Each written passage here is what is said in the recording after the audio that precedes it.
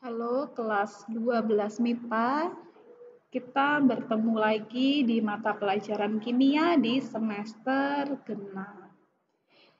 Nah, di semester genap ini kita ada dua materi lagi, ada dua KD lagi, yaitu mengenai senyawa benzen dan senyawa makromolekul ya. Nah, untuk membuka di semester genap ini, kita akan mulai dengan senyawa benzen dan turunannya. Maksudnya turunannya itu senyawa-senyawa yang mengandung gugus fungsi benzil ya, benzen itu sendiri. Oke, nah anak-anak, kenapa sih kita mempelajari benzen ya? Nah, karena benzen ini dia senyawanya cukup bermanfaat dalam kehidupan kita. Kalau ketika di kelas 10 kita belajar berbagai senyawa dan tata namanya. Di kelas 11 kita belajar senyawa hidrokarbon ya. Di kelas 12 kemarin kita melihat berbagai banyak senyawa, unsur, dari unsur transisi, periode keempat, dan sebagainya, juga fungsi dan manfaatnya. Kimia di kelas 12 ini sangat banyak sekali referensi atau hal-hal yang harus dibaca. Hitungannya cuma sedikit, hitungannya cuma ketika elektrokimia.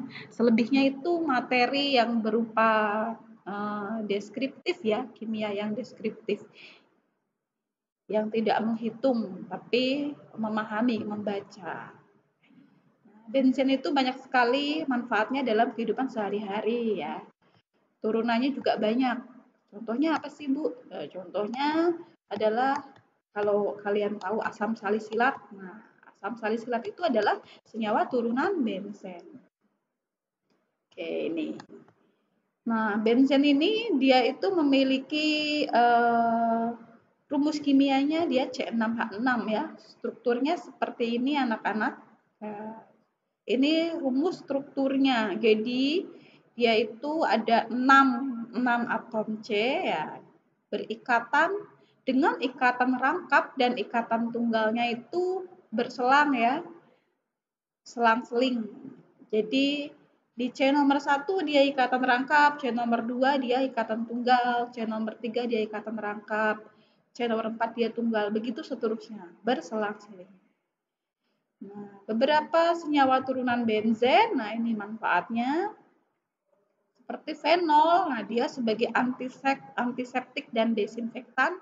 Ada asam benzoat yang kita kenal untuk pengawet makanan. Ada juga asam salisilat ya, untuk obat. Kalau kalian melihat salisil, nah obat kayak bedak salisil, itu juga salah satu senyawa turunan benzen. Ada asam asetil salisilat juga. Nah, dia untuk obat analgesik. Nah, sebelum ke beberapa manfaatnya lebih jauh, nah kita harus kenal dulu.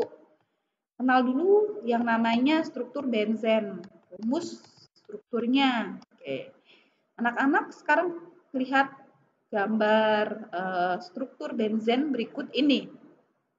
Benzen ini dia segi 6, segi 6-nya itu enggak sembarangan. Kenapa enggak sembarangan? Karena dia punya sudut ya. Lihat, sudutnya ini masing-masing dia 120 derajat. Ya, 120 derajat masing-masing ya. Nah, semuanya sama 120 derajat. Jadi dia segi 6-nya sama sisi. Kalau segi 6-nya itu sama sisi, ya, sudutnya sama dan juga panjang ikatannya itu sama, ya. Panjang ikatannya itu adalah 140 pikometer. 140 pikometer PM. Oke, kalau kita baca, nah ini dia itu ditemukannya oleh Michael Faraday. Nah, kita kenal Faraday itu ketika belajar elektrokimia. Ternyata dia juga ahli di elektrokimia, tapi dia juga menemukan si struktur benzen ini.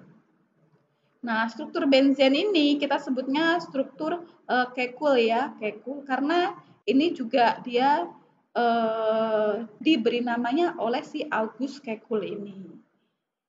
Nah, anak-anak, struktur benzen ini, nah kita lihat struktur benzen ini kita bisa menggambarkannya dengan berbagai macam cara. Tapi kalau kita mau menggambarkannya dengan rumus struktur, nah ini ada dua rumus struktur. Perhatikan dua rumus struktur ini. Kedua rumus struktur ini adalah rumus struktur benzen ya. Nah, dua-duanya sama. Ini adalah rumus struktur benzen. Nah, mana yang benar? Dua-duanya ini benar. Dua-duanya ini nggak ada yang salah. Kalau kita menggambarkan struktur yang satu misalkan ya. Misalkan Selfie gambar rumus struktur yang ini. Nah, ini benar. Ini juga rumus struktur benzen. Terus misalkan Agnes gambar struktur yang kedua. Nah, ini juga benar. Ini adalah rumus struktur benzen. Nah, coba kalian lihat perbedaannya tuh apa sih? Perbedaannya antara rumus struktur yang satu dengan rumus struktur yang dua. Perbedaannya, kalau kalian jeli, lihat ya, ikatan rangkapnya. Oke, ikatan rangkapnya. Ikatan rangkapnya antara rumus struktur 1 dan rumus struktur 2 itu dia beda tempatnya. Kita lihat yang satu. Ini ikatan rangkapnya dia ada di sini. Ya, antara C1 dan C2. Anggaplah ini C1 dan C2. Tapi kalau di struktur kedua, ikatan rangkapnya itu ada di antara C2 dan C3 di sini. Ya, jadi beda. Nah, ini ikatan rangkapnya beda posisinya.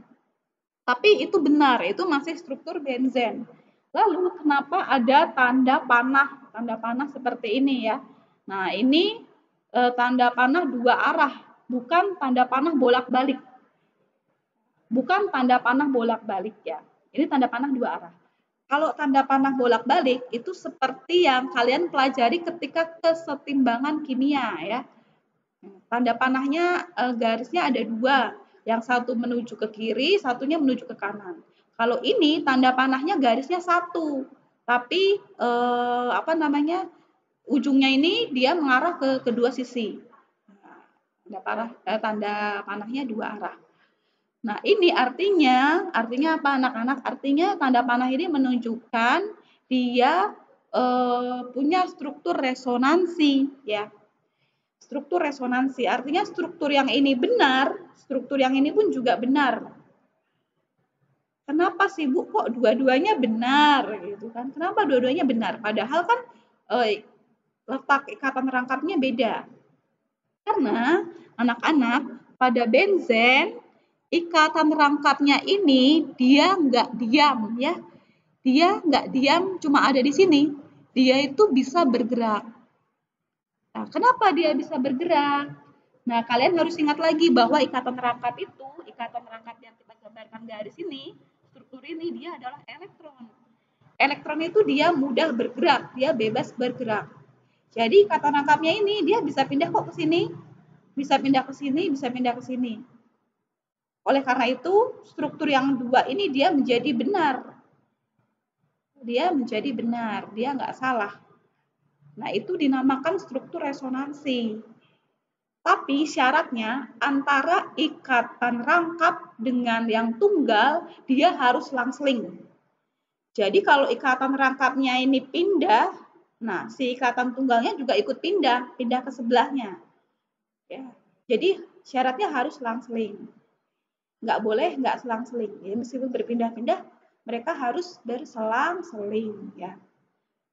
Ini salah satu ciri khas dari senyawa benzen itu strukturnya. Oke, lalu nah ini kita juga bisa gambarkan dengan segi 6 yang seperti ini. Ya, ini ada ikatan rangkapnya kan? Ada ikatan rangkapnya. Ini juga yang struktur yang kedua, ini juga ada ikatan rangkapnya, tapi dia posisinya beda. Nah, ini sama seperti gambar yang di atas tadi.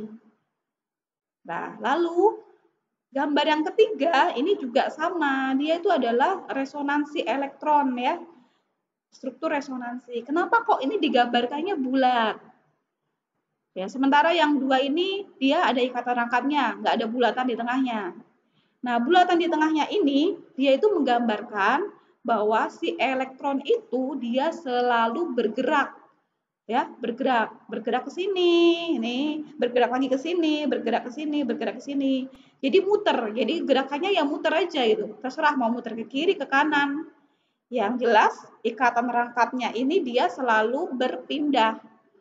Nah, kalau ikatan rangkapnya berpindah, ikatan tunggalnya ini juga dia ikut berpindah.